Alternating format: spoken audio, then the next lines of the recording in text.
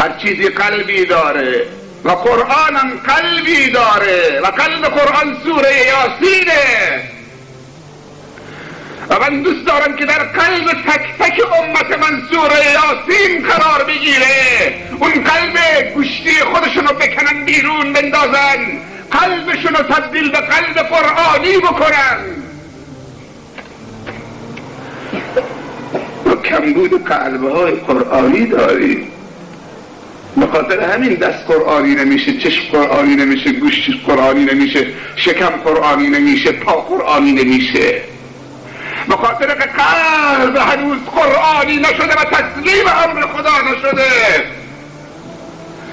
این زمین پهناور و حاصل خیزی که خداوند عزوجل به اسم دل و قلب در سینه تو قرار داده، این ملک الله. این زمین رو به ابلیس دادی، آیا ابلیس اینجا قرار داده؟ این زمین اونه.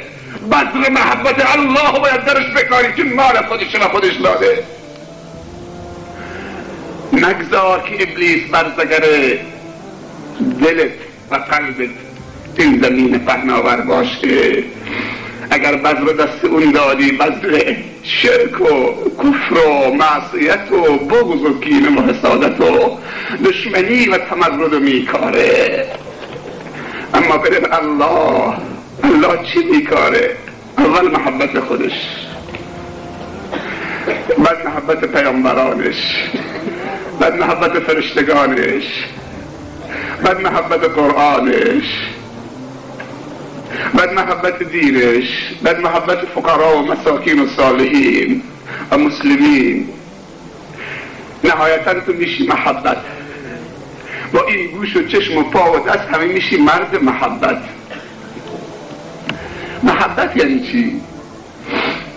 محبت یعنی این که پسری به دختری بگه I love you. این